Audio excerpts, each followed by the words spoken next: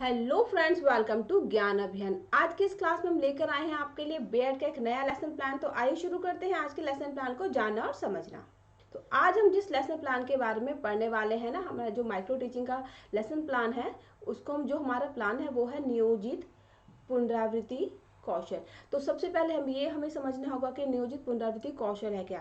जब आपने as a teacher अपनी क्लास में अपने स्टूडेंट को कोई भी किसी भी चीज के बारे में पढ़ा दिया, कोई भी चैप्टर पढ़ा दिया, तो उस चैप्टर को दूसरी क्लास में दोबारा से बच्चों को छोटे तरीके से, सरल तरीके से, जो मुख्य मुख्य बिंदु होते हैं, मुख्य मुख्य जो पॉइंट्स होते हैं, जो टॉपिक्स होते हैं, उन सभी मेन टॉपिक्स को दोबारा से बताना कहलाता है नियोजित पुनरावृत्ति कौशल। इसे बनाया कह जाता है। सबसे पहले आपको डेट लिखनी है, जो भी आपकी डेट है जिस दिन आप बना रही हैं, फिर आपकी क्लास के, आप किस क्लास के लिए बना रहे हैं, और फिर विषय आपका ना, आप किस सब्जेक्ट के लिए इसको बना रहे हैं। तो जैसा कि मैंने अपना बनाया था अर्थशास्त्र के लिए, तो मैंने यहाँ पर अपना अर्थशास्त्र लिख दिया। आपका जो भी सब्जेक्ट है वो आप यहाँ पर लिखेंगे। फिर आपका पीरियड के, आप कौन से पीरियड पढ़ा रहे हैं, 5वें, 6ठे, 7वें, 8वें, जो भी पीरियड में आप पढ़ा रहे हैं वो आपको यहाँ पर मेंशन करना है।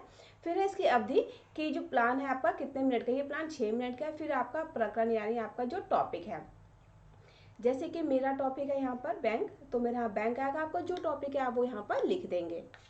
अब हमने क्या करना है, जो हमने टॉपिक हमने पहले पढ़ा तो उसी टॉपिक से, उसी चैप्टर से रिलेटेड जो मुख्य मुख्य पॉइंट्स है उनको एक बार यहाँ पर लिखना होता है। जैसे कि मैंने यहाँ लिखा है, बैंक एक ऐसा शब्द है जिससे हम सभी भली भांति परिचित हैं। वास्तव में बैंक एक ऐसी वित्तीय संस्था है जहां जनता से धनराशि जमा करने तथा जनता को ऋण देने का कार्य होता है। आसान शब्दों में हम कह सकते हैं, बैंक में रुपयों का लेन देन होता है। यह लोगों के जेवरात, गहनों को तो सुरक्षा देता ही है, साथ ही साथ धन के स्थानांतरण की भी सुविधा देता है। यानी कि जो बैंक है वो एक ऐसा संस्था, एक ऐसा जो समुदाय है, ग्रुप है, जहां पर पैसों का लेन देन होता है, जहां पैसे लिए जाते हैं, पैसे दिए जाते हैं, जहां पर हमारी ज्वेलरीज, हमारे जो आभूषण है, जेवर है, गहने, उनको सुरक्षा मिलती है। यानी कि हम उनको बैंक में सुरक्षित सेफ रख सकते हैं। लेकिन उसके साथ हमें धन के स्थानांतरण की, स्थानांतरण मतलब एक जगह से दूसरी जगह पर धन का आप स्वयं चले जाना। मान लीजिए अगर हमें बहुत ज्यादा पैसे एक जगह से दूसरी जगह पर जाना होता है, तो क्या हम अपने पैसे अपने बैग, अपने सूटकेस में भर के ले जाते हैं? नहीं, हम उसे बैंक में जमा करते हैं और जिस स्थान पर हमें जाना है वहां जाकर वहां के बैंक से, वहां के एटीएम से उन पैसों को निकाल लेते हैं। तो इस स्थिति में क्या होता है, हमें पैसों के गुम होने का, चोरी होने का डर नहीं रहता। मन में ये नहीं रहता कि यार पैसे कैसे लेके जाऊं, कभी चोरी हो गई, किसने चुरा लिया, मेरा सामान खो गया। तो ये जो सारी मन की दुविधाएं होती है, सारी अपने आप ही खत्म हो जाती हैं। प्रत्येक बैंक के नाम के साथ बैंक शब्द जुड़ा होता है ताकि पता चल सके कि यह बैंक है और यहाँ पैसों का कारोबार होता है। जो भी बैंक होते हैं, सारे बैंकों के नाम के साथ बैंक लगा होता है। जैसे Punjab national bank, HDFC bank, yes bank, Canara bank, Maharashtra bank. ये इसलिए ताकि हमें पता चल सके कि जो पंजाब एंड सिंध बैंक है, पंजाब एंड नेशनल, एचडीएफसी, ये सारे बैंक है, यहाँ पर पैसों का कारोबार होता है। अगर इनके साथ बैंक शब्द ना लगा हो तो हमें पता ही नहीं चलेगा भाई ये बैंक है या फिर हॉस्पिटल या फिर क्या है। यही वजह है कि सभी बैंकों के नाम के साथ बैंक शब्द लगा हुआ होता है। यह व्यापारियों, बेरोजगारों, शारीरिक रूप से अपंग लोगों आदि को ऋण देता है। यानी कि ऐसे लोग जो शारीरिक रूप से सक्षम नहीं है ना, हैंडीकैप है, या फिर जो व्यापारी, जो बिजनेसमैन है, बेरोजगार, जिनके पास काम नहीं है, उनको काम करने के लिए जब कोई पैसा चाहिए तो पैसा कहाँ से आएगा? ये पैसा उन्हें मदद के रूप में, है ना, हेल्प करने के लिए बैंक देता है, ऋण के रूप में, ताकि जब उनका काम शुरू हो जाए तो वो लोग कुछ समय के बैंक के पैसे, जो बैंक की जो धनराशि, वापस बैंक को लौटा दे। इससे ये होता है कि बैंक का जो काम है, जो बैंक का जो काम सिस्टम चलता है, आसान चलता रहता है। और जब पैसे वापस लौट कर आते हैं तो दूसरे लोग, ऐसे लोग जिनको पैसे की जरूरत है, वो भी समय समय के हिसाब से बैंक से ऋण अपना लेकर काम चला सकते हैं, ताकि ये लोग आसानी से अपना जीवन व्यतीत कर सकें। भारत का सबसे बड़ा bank state bank of India है। यह प्राइमरी फंक्शन और सेकेंडरी फंक्शन दो प्रकार के कार्य करता है। यानी कि जो सबसे बड़ा बैंक कौन सा है, वो स्टेट बैंक ऑफ इंडिया है और ये दो तरह के काम करता है। भारतीय रिजर्व बैंक जो भारत का केंद्र बैंक है, भारत का केंद्रीय बैंक कौन सा है, जो रिजर्व बैंक सभी बैंकों का संचालन करता है। जो रिजर्व बैंक है वो केंद्रीय बैंक है और उस सारे बैंकों का संचालन है कि सभी बैंक कैसे काम करेंगे, उनके जो कार्य करने की प्रणाली वो कैसी होगी, वो सही काम कर रहे हैं नहीं कर रहे हैं ना, तो ये सारा कौन देखता है? ये भारत का केंद्रीय बैंक यानी कि रिजर्व बैंक जो है वो देखता है। अब हमें जो आगे कैसे बनाना है, इसको आगे करना शुरू कैसे, हमें क्या करना है कि एक अपने नोटबुक को 4 भागों में 4 खंडों में विभाजित करना है, जिसमें हमें लिखना है पहला क्रम संख्या यानी हमारा सीरियल नंबर, छात्रा अध्यापिका कार्य यानी टीचर्स एक्टिविटी, फिर छात्र छात्र के लिए यानी स्टूडेंट एक्टिविटी, और फिर घटक यानी हमारे कंपोनेंट्स। अब जब टीचर ने जो भी पढ़ाना था उसको ब्लैक बोर्ड पे लिखा, बच्चों को समझा दे, फिर बच्चों की समझ में कितना आया इसको जांचने के लिए टीचर ने क्या किया, बच्चों से कुछ क्वेश्चन किए। जैसे पहला प्रश्न है यहाँ पर, बैंक की पहचान कैसे होती है। अब अगर बच्चों ने ध्यान से पढ़ा है, ध्यान से सुना, तो आराम से बता देंगे कि सभी बैंकों के नाम के साथ बैंक शब्द लगा होता है, जिससे बैंक की पहचान होती है ना। जो बैंक होते हैं सभी के नाम के साथ बैंक लगा होता है, हमें पता चल जाता है कि ये बैंक है। बैंकों में किसका कारोबार होता है, सेकंड क्वेश्चन है ये, यहाँ पैसों का कारोबार होता है। फिर हमारे देश का सबसे बड़ा बैंक कौन सा है, ये है प्रश्न number 3। State bank of India यानी कि एसबीआई जो बैंक है वो हमारे देश का सबसे बड़ा बैंक है, सबसे बड़ा बैंक है स्टेट बैंक ऑफ इंडिया। फिर जो चौथा प्रश्न है, यहाँ हमें किस प्रकार की सुविधा प्राप्त होती है, कौन कौन सुविधा है जो हमें बैंक से प्राप्त होती है, जैसे कि धन की सुरक्षा के साथ साथ धन के स्थानांतरण की भी सुविधा हमें प्राप्त होती है। यानी कि हमारा धन तो सेफ है, चोरी नहीं हुआ, कहीं गुम नहीं हुआ, कहीं खो नहीं गया, किसी ने हमें छीन नहीं लिया, और साथ साथ हमें एक जगह से दूसरे स्थान पर अपने जो पैसों को लेके जाने की समस्या होती है वो भी समस्या हमारी स्वयं ही हल हो जाती है बैंक के होने से। हमारा जो 5वां प्रश्न है वो है, बैंकों से किस प्रकार के व्यक्ति लोन के रूप में ऋण लेते हैं, यानी कि ऐसे कौन से लोग हैं जो बैंक से ऋण लेते हैं ना, वो है छोटे छोटे व्यापारी, बेरोजगार, शारीरिक रूप से अपंग लोग है ना, यानी कि ऐसे जिनको बिजनेस करना है, अपना कोई बेरोजगार इसके पास काम नहीं, या फिर ऐसे लोग जो शारीरिक रूप से सक्षम नहीं है किसी भी काम को करके पैसे जमा करने के लिए। ऐसे लोग अपने जीवन को अच्छे तरीके से सुचारू रूप से निर्वाह करने के लिए और अपना कोई ना कोई छोटा छोटा बड़ा कोई भी काम धंधा शुरू करने, पैसे कहाँ से लेते हैं, बैंक से लेते हैं ऋण के रूप में। और जब उनका काम धीरे धीरे सक्सेस हो जाता है, वो 2 पैसे कमाने लग जाते हैं, तो जो पैसे उन्होंने बैंक से उधार लिए होते हैं, ऋण लिया होता है, वो बैंक को वापस कर देते हैं। अब यहाँ हमारा अगला प्रश्न यानी कि छठा प्रश्न, यहाँ कितने प्रकार के काम होते हैं, यहाँ मतलब बैंक में यहाँ पे 2 प्रकार के काम होते हैं, एक प्राइमरी और एक सेकेंडरी फंक्शन, 2 प्रकार के काम होते हैं बैंकों के अंदर। हमारा अगला प्रश्न है ये, भारत का केंद्रीय बैंक कौन सा बैंक है, भारत का केंद्रीय बैंक कौन सा, इसका नाम क्या है। तो हमारा भारतीय रिजर्व बैंक यानी आरबीआई भारत का केंद्रीय बैंक है, और यह सभी बैंकों का संचालन करता है। इसका काम क्या है, सभी बैंकों का संचालन करना है। सारे बैंक कैसे काम करें इस बात पे ध्यान देना।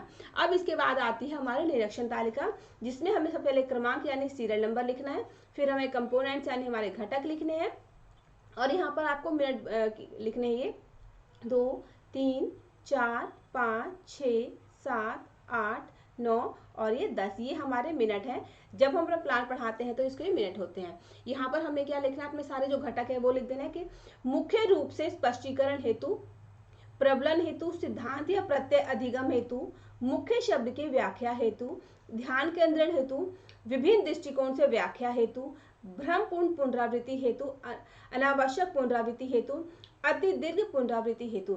मुख्य रूप से स्पष्ट यानी जो हमारे मेन टॉपिक्स हैं, हम उनको जब डिस्क्राइब करते हैं, बच्चों को समझाते हैं, तो हमने जो कौन से मिनट पे अपने मुख्य पॉइंट को समझाया वो हमें यहाँ पर टैली लगाने माध्यम, तीसरे मिनट में, चौथे मिनट में, 5वें, जिस भी मिनट में हमने मेन टॉपिक्स को दोहराया बच्चों के सामने, वो यहाँ पर लग जाता है।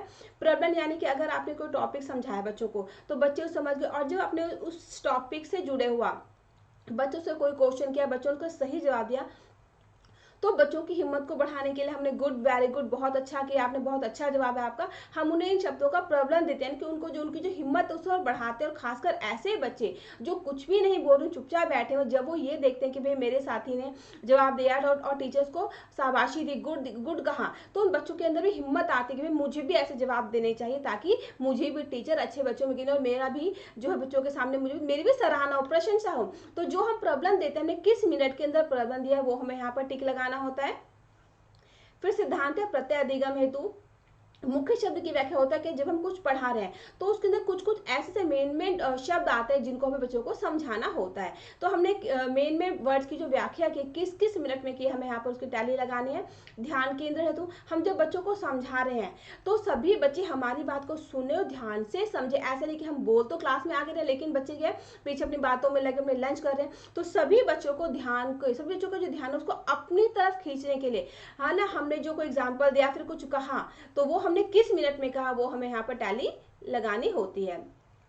भिन्न दृष्टिकोण से व्याख्या हेतु, अलग अलग दृष्टिकोण से अलग अलग चीजों के माध्यम से जब हम अपने टॉपिक को अच्छे से डिस्क्राइब करते हैं तो वो होता है भिन्न दृष्टिकोण से व्याख्या हेतु।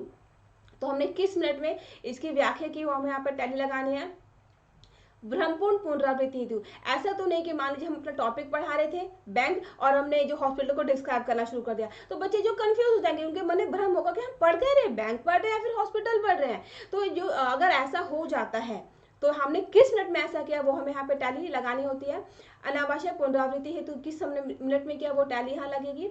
अति दीर्घ पुनरावृत्ति, ऐसा ना हो कि हम जो टॉपिक पढ़ा रहे हैं उसको बहुत ही ज्यादा इतना ज्यादा डिटेल में कर दे कि बोरिंग सा लगे, बोझल सा लगने लगे। अगर ऐसा हो जाता है तो वो कहलाता है अति दीर्घ पुनरावृत्ति हेतु। अगर ऐसा किया तो यहाँ पर उसकी टैली लग जाती है। और ये सारी टैलीज कौन लगाता है, वो लगाते हैं जो आपको पढ़ाते हैं, इसमें आपको ऑब्जर्व करें, यानी आपके टीचर्स या फिर आपके जो क्लासमेट आपकी क्लास में पीछे बैठे हुए हैं। ये सारी टैली वो लगाते हैं जब आप क्लास के अंदर पढ़ा रहे होते हैं। इसके बाद आती है हमारी मूल्यांकन तालिका। बिल्कुल वैसे ये भी क्रमांक यानी सीरियल नंबर लिखने हैं, फिर उसके घटक, फिर हमें इसको 3 भागों में विभाजित करना है, बहुत अधिक, सामान्य से अधिक और सामान्य।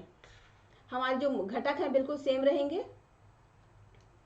मुख्य विचार के स्पष्टीकरण हेतु, प्रबलन हेतु, सिद्धांत या प्रत्यय, अधिगम हेतु, मुख्य शब्द के व्याख्या हेतु, ध्यान केंद्रण हेतु, भिन्न दृष्टिकोण से व्याख्या हेतु, भ्रमपूर्ण पुनरावृत्ति और अनावश्यक पुनरावृत्ति और अति दीर्घ पुनरावृत्ति हेतु। अब इसमें हमें करना है कि हमने जो अपनी निरीक्षण तालिका बनाई उसमें हमारा जो प्रथम विभाग घटक था मुख्य विचार के स्पष्टीकरण हेतु, इसके अंदर हमारी कितनी टैलीज लगी हैं। मान लीजिए इसके अंदर हमारी लगी 1 2 3 4 5 6 7। तो हमें क्या करना है, ये जो है सामान्य से अधिक, हम इस टैली के अंदर यहाँ पे हम ऐसे गिनती लिख लेते हैं 9 से 10, 7 से 8, 5 से 6। तो हमने 7 बार हम इसे आपस से सर्कल बना देंगे, है ना। ये हमारा हर जगह रिपीट होता है।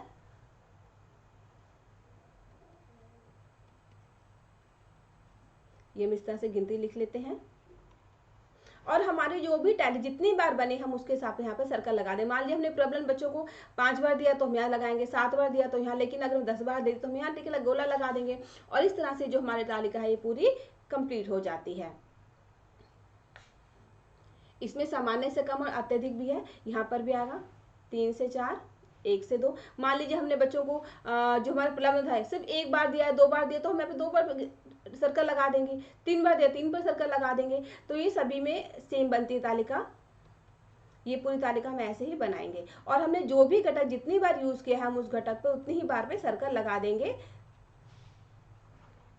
सर्कल लगाने से हमें पता चल जाएगा कि हमने किस घटक का कितनी बार प्रयोग किया था। और इस तरह से जो हमारी ये मूल्यांकन तालिका है पूरी हो जाती है, निरीक्षण तालिका पूरी हो जाती है। तो मुझे उम्मीद है कि अभी हमने जो अपना ये नियोजित पुनरावृत्ति कौशल पढ़ा आप इसको अच्छे से आसानी से समझ गए हैं। तो मिलते हैं अपने अगले वीडियो में जिसमें हम आपके लिए और भी प्लान को लेकर आएंगे। तो इसी तरह देखते रहिए आपका अपना ज्ञान अभियान। अगर आपने अभी तक इसे सब्सक्राइब नहीं किया तो सब्सक्राइब कीजिए, लाइक कीजिए, शेयर कीजिए। इससे फायदा ये होगा कि आपके वो फ्रेंड्स जिन्हें इन प्लान को बनाने में परेशानी हो रही, जो परेशानी के कैसे बनाए क्या करें, उनकी भी समस्याओं का निदान हो जाएगा। तो देखते रहिए आपका अपना ज्ञान अभियान।